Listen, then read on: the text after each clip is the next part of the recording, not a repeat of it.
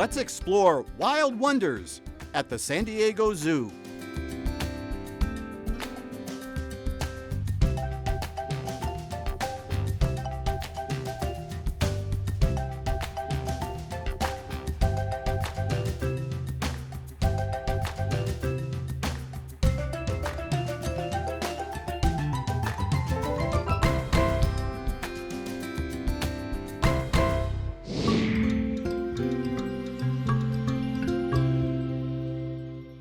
Hey guys, welcome back to the Spineless Marvels Insect House at the San Diego Zoo. I'm Chris. And I'm Kelly. And today we're going to be talking about everybody's favorite, tarantulas. Now, most people, when they come to the San Diego Zoo's insect house, they think all they're going to see are insects. But we actually have a lot of other different animals. Today, we're going to focus on some of the tarantulas that we raise here. The first one we're going to look at is the rose-haired tarantula from the northern desert regions of Chile. Now, when you look at a tarantula up close, you can really see the differences in the body. All tarantulas have 8 legs and 2 body parts, a cephalothorax and an abdomen.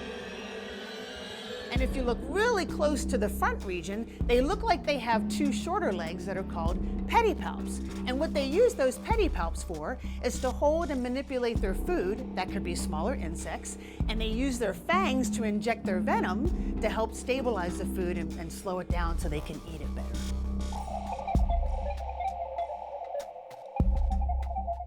Okay guys, now we're going to talk about another South American tarantula, but this one comes from the rainforests in Brazil. This is the Brazilian white-kneed tarantula, named for its obvious white knees. As you can see, these guys are awesome. They're really, really big.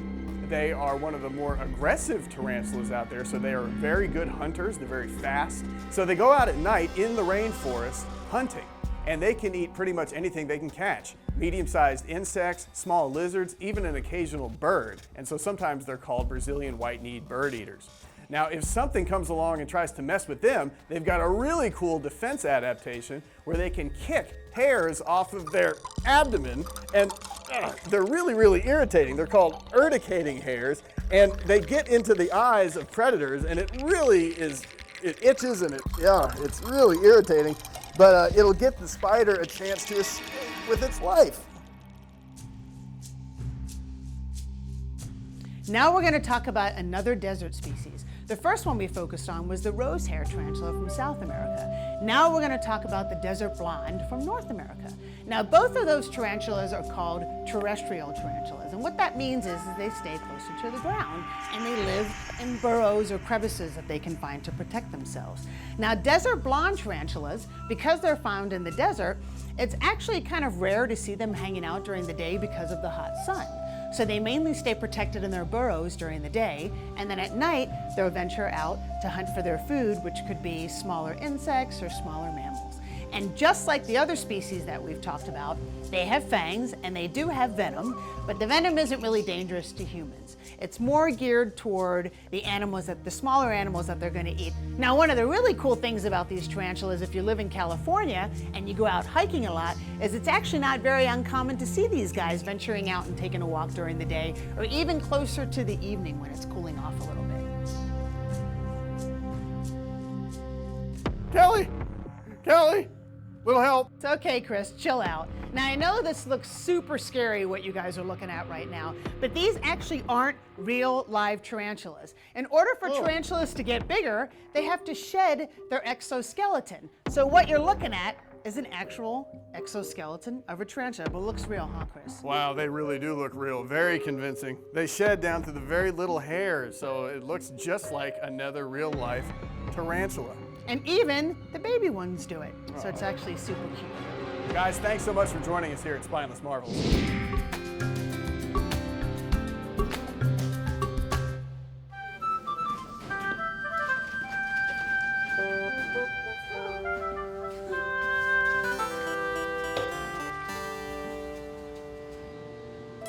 This is our 6-week-old greater one-horned rhino named Chudy, and this is our Ankole cattle named Moo Kitty. The introduction's going really well. They've really warmed up towards each other, and they've gotten a lot more comfortable around each other.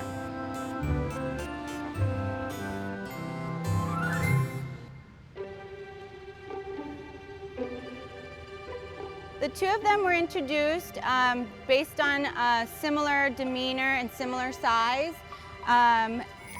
Chudy would be with his mother at this time, and so one thing we do here at the nursery for our greater one-horned rhinos is try to find a compatible companion for them, and so this Ankole was brought special just for Chudy.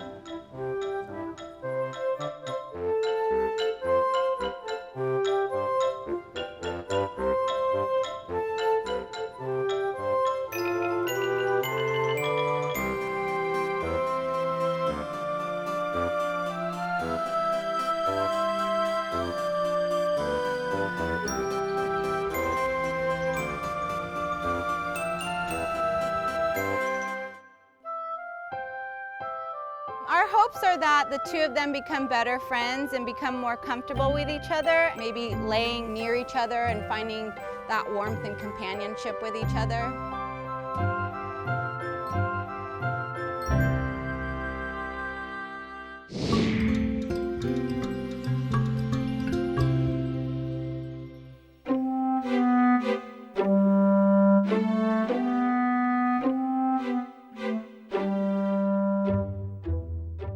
We're at the San Diego Zoo Safari Park, and we are looking at our red river hog babies.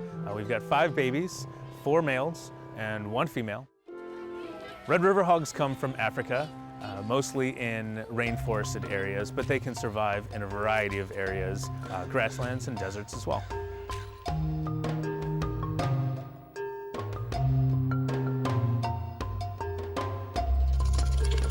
So our mother, Lozy, she tends to walk around a lot while she's foraging for food. It's pretty fun to watch because when she finally stops to eat a little bit, that's when the piglets are able to kind of crowd around her and start nursing from her. It's pretty fun because she tends to walk and the piglets will be still nursing and they'll end up getting dragged across the exhibit as she's walking.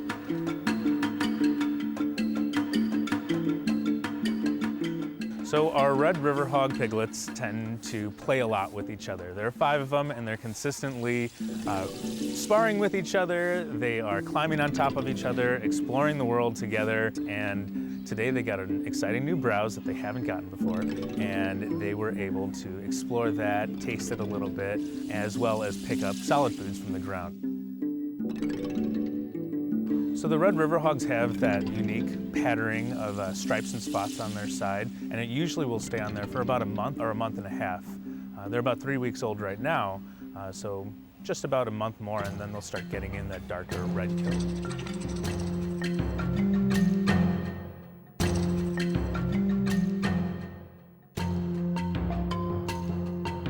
Red river hogs are one of my favorite animals. They're really smart, they're really curious, and right now they're really cute.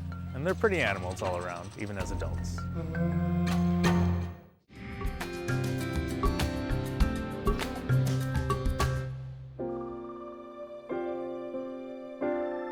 We're here at the San Diego Zoo Safari Park.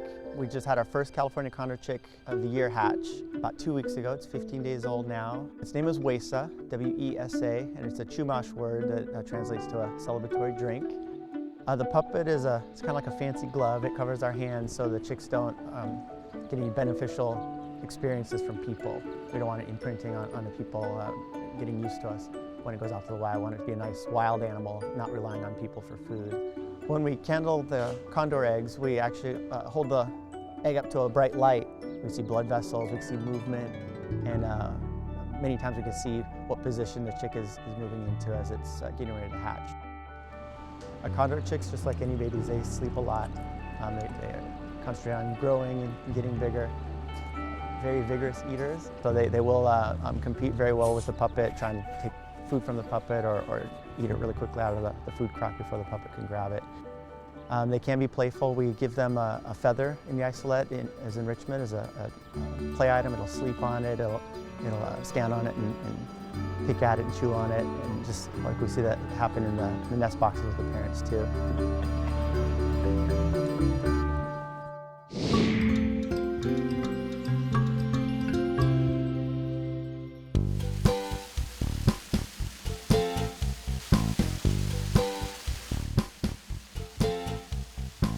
So we're here at the San Diego Zoo in Aturi Forest, giving out some special fall enrichment to some mixed species exhibits. All of these animals are from Africa, and we have some monkeys and some otters. For the otters, we put some tapelin fish inside the gourd so that they would have a treat. And then we put peanut butter and honey on the pumpkins and also some corn inside. And then the pumpkin seeds themselves are a big treat for the monkeys. And also the pumpkin, they're having a good time eating that.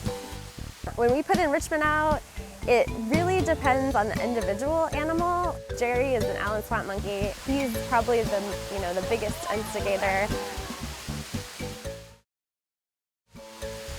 Over on the other side, we have spot-nosed guenons, and there's a trio. They're all siblings, and so they kind of work together to really go after the enrichment. Enrichment's really important to encourage species-specific behaviors.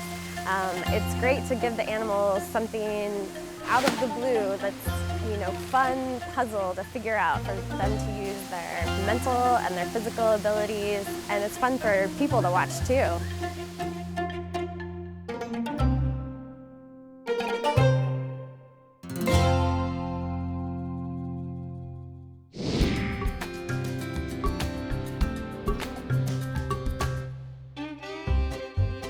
Hi everyone! This is a pancake tortoise. Do you know why they're called pancake tortoises? Well, obviously, it's because they love pancakes. No, just kidding. It's because of that flat shell. Look at that shell there. Very, very flat little pancake tortoise here, and that's because this tortoise species loves to wedge themselves into little rocky outcroppings in Africa called rock copies.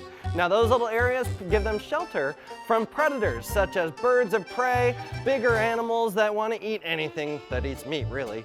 And these little guys, they eat, what do you think?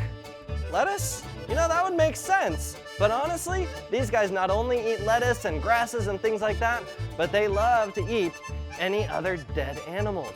Sounds weird, but it makes sense and nature knows best. Nature knows that these guys need some nutrients like calcium and proteins, and they know exactly where to go to get it. The wild of the world is a pretty cool place, and it always boggles our mind with new things that we're willing to learn.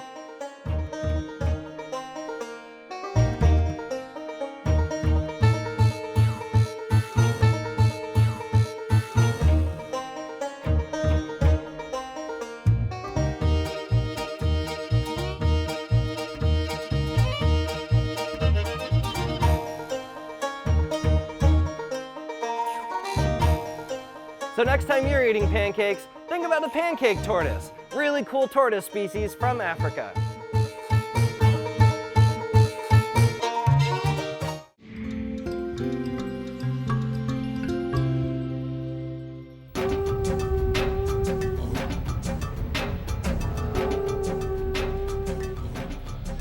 We're at the San Diego Zoo Safari Park just outside of the East Africa enclosure. We just released Mom and her 2-week-old giraffe calf out into the exhibit.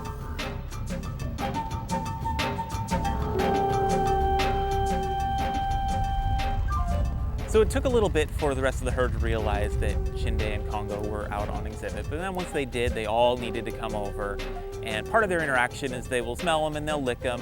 Of course, Mom is always close by just to make sure that everything's going smoothly.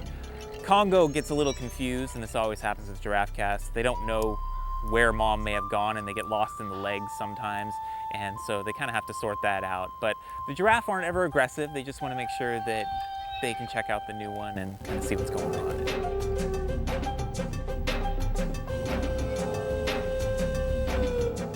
The next youngest calves are about a year or so old, and they'll be very curious and they'll be involved, and he'll want to play with them and run around. And he may not always be with Mom, but he'll certainly be around the group, and giraffe are very good about integrating the little ones in. And so he'll spend a lot of time with the rest of the herd, and of course a lot of time with Mom exploring his new exhibit.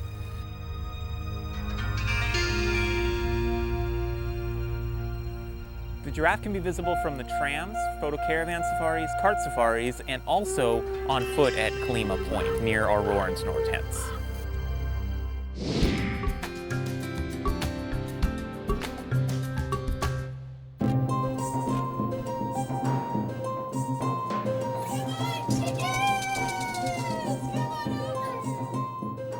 fowl parade is a surprise to our guests, essentially. It's not actually on our map, but every day we walk this parade of birds through the heart of our village, surprising our guests. Hi!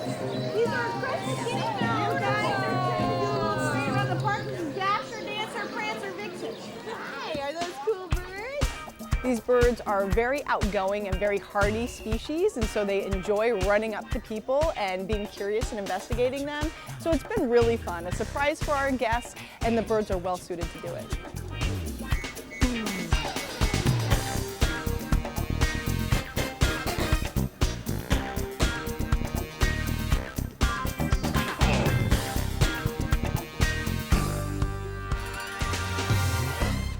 The guinea fowl are an African species of birds, and you tend to find them throughout sub-Saharan Africa, the classic savanna environments. And so they're well suited to be able to run over different terrain and to be very courageous in going up to our guests. And we've trained them to believe that all of our guests in all the areas of the safari park are very positive.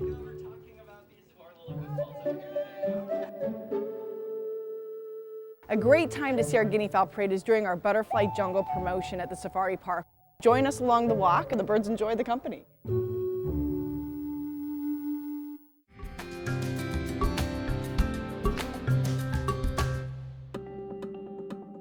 Hi there, do you guys want to learn about a blue-tongued skink? Well, that's exactly what this is here. That's a lizard species from Australia. Blue-tongued skinks have a bright blue tongue to help advertise that they are a big, bad, poisonous lizard. It would be a very bad idea to eat them, but it's not true. You know, some animals use things that are natural out in the animal kingdom that help them be successful. And pretending to be a poisonous lizard is gonna help Wally here live to see another day out in the wild. Do you see that? Pretty cool tongue.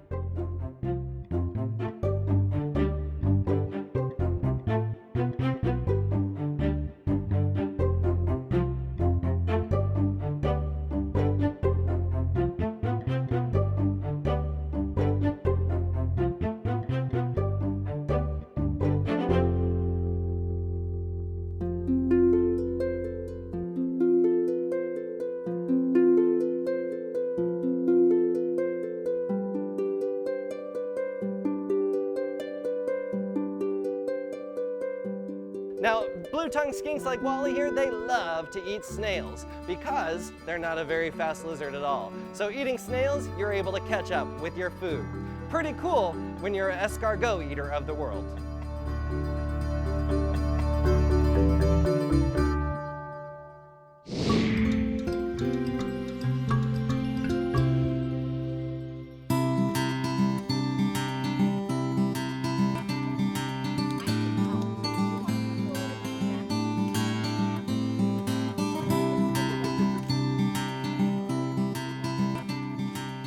Ruksa, our cheetah cub, we noticed started to have his front feet turn outward. We called in some experts to look at this, and it turned out to be that one of his front leg bones had stopped growing while the other one continued, creating that outward curvature of his feet. So we had a surgeon come in who was able to relieve the pressure on the one bone. Now his feet have started to correct, they're going back to forward, and as his bone continues to grow back correctly, we'll see his feet turn facing forward again. Ruksa and Rain are in training to be ambassadors, and so as a part of their training, they're getting used to all of the stimulus around the San Diego Zoo Safari Park. So we do take them on walks on leashes, short walks. The walking is also a good exercise regimen for Ruksa in the healing of his legs and the positive growth. So walking is something that they do every day here at the park. Ruksa and Raina have the closest relationship of any of the cheetahs and dogs that we've raised here at the Safari Park over the past 13 years. To be able to be together from 4 weeks and 5 weeks of age has definitely allowed them to become bonded, much more like siblings than like friends. They are very, very close, and they take a lot of comfort in one another.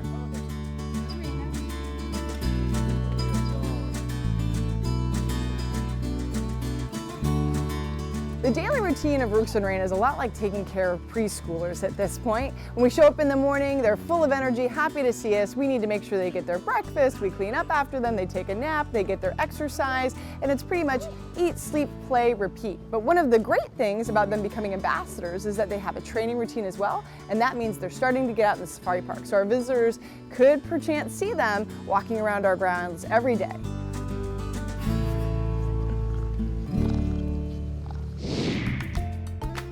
Thanks for joining us. See you next time on Wild Wonders at the San Diego Zoo.